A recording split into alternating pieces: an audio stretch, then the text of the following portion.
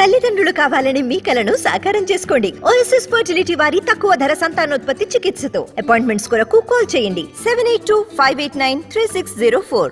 అందరికీ నమస్కారాలు. మీ ఊరు అల్లుడుగా మరొకసారి మీ అందరికి కూడా నమస్కారాలు. మనందరికీ ఎన్టీఆర్ గారు ఒక ఆదర్శం. ఈరోజు ఆయన చనిపోయి 27 సంవత్సరాలు అయిపోయి 28వ వర్ధంతి జరుపుకుంటున్నాం. కానీ ఆయన పుట్టి 100 సంవత్సరాలైంది. మొన్నే 100 సంవత్సరాల వేడుకలు కూడా జరుపుకున్నాం. ఇక్కడుండే పెద్దలకు ఆయన గురించి చాలామంది తెలిసి ఉంటుంది. అప్పట్లో చిన్న చిన్న వాళ్ళు ఉన్న వాళ్ళందరికీ, ఇప్పుడు పెద్దవాళ్ళుగా ఉండే వాళ్ళందరికీ. ఆయన కూడా ఒక మామూలు కుటుంబంలోనే పుట్టాడు. ఒక మామూలు రైతు కుటుంబంలో పుట్టాడు. అల్లుడుగా లేకపోతే రాజకీయ నాయకుడుగా ఆయనతో మాట్లాడుతూ ఉన్నప్పుడు చాలా అనుభవాలు పంచుకునేవాళ్ళం. ఇక్కడి నుంచి ఆయన విజయవాడకు రావడం, విజయవాడ నుంచి గుంటూరుకి వెళ్ళి ఏసీ కాలేజీలో చదువుకొని మళ్ళా సాయంత్రం విజయవాడకు రావడం. ఆ ట్రైన్లో వచ్చేటప్పుడు రాత్రి అయినప్పుడు వాళ్ళ తల్లి లాంతర్ తీసుకొని రైల్వే స్టేషన్ పోయి తీసుకొని రావడం. అంటే ఆయన కూడా ఎన్ని కష్టాలు పడ్డాడనేది ఉదాహరణ ఇవన్నీ. అదే మాదిరిగా ఆయన ఉండేది కూడా పూరింట్లో ఉండడం. ఒకసారి తుఫాన్ వస్తే ఆ ఇల్లే లేసిపోయే పరిస్థితి వస్తే సెంటర్ పిల్లర్ పట్టుకొని రాత్రి అంతా ఆ పిల్లర్ని అట్నే పట్టుకొని ఉండి ఇల్లు కాపాడుకున్న వ్యక్తి, కష్టపడిన వ్యక్తి ఎన్టీ రామారావు గారు. అక్కడి నుంచి మీరు ఆయన చూస్తే కృషి, పట్టుదల, క్రమశిక్షణ ఆయన ఎక్కడికి తీసుకెళ్ళిందో మనం ఒక్కసారి గుర్తుపెట్టుకోవాలి. సినిమాలు ఇప్పుడు కాదు, ఇంకా భవిష్యత్తులో కాదు, మళ్ళా ఎన్టీ రామారావు గారే పుడితే తప్ప మళ్ళీ ఆ యొక్క పాత్రలు ఎవడు పోషించలేడు, పోషించబోరు కూడా. ఇంకొక పక్క రాజకీయాల్లో మీరు చూస్తే ఆయన ఉండింది 13 సంవత్సరాలే. 50 ఏళ్ళు లేడు, 60 ఏళ్ళు లేడు. 13 సంవత్సరాల్లో ఒక రాజకీయాలకే ఒక నూతన నిర్వచనం ఇచ్చి దశ దిశ నిర్దేశించిన వ్యక్తి ఎన్టీఆర్.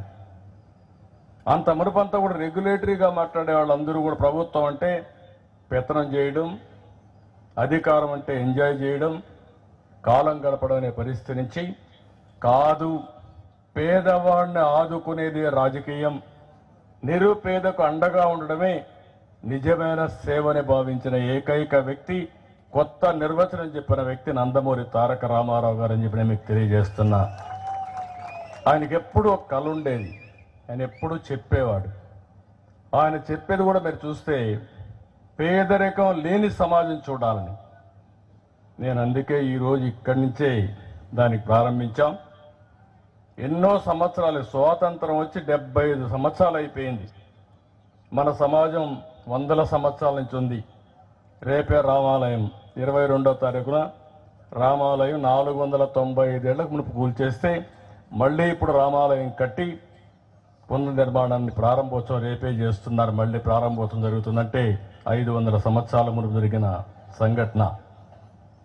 అందులో ఎన్టీ రామారావు గారిని చూస్తే రాముడు ఎట్టుంటాడో తెలియదు, కానీ ఎన్టీ రామారావు గారి రూపంలో రాముడిని చూసాం మనందరం.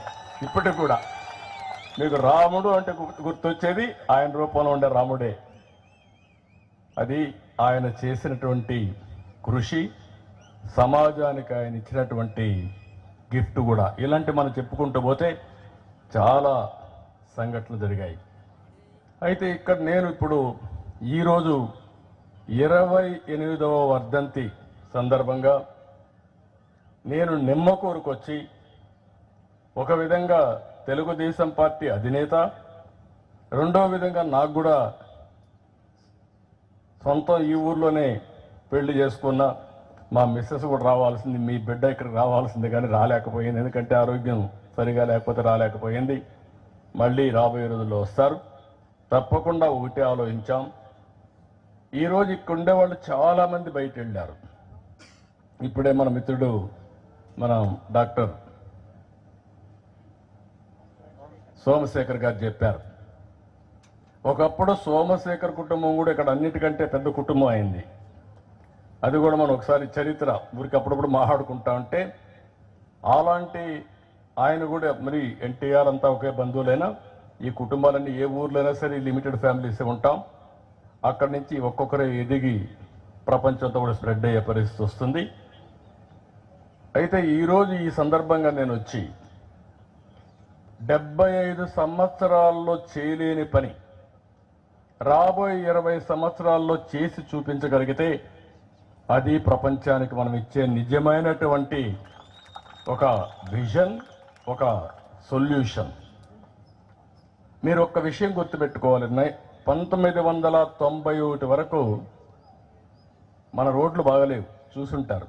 ఎన్టీ రామారావు గారు వచ్చినా ఇంకొకరు వచ్చినా ఆ రోజు మనం అవలంబించిన విధానాల వల్ల సంపద సృష్టించలేకపోయాం.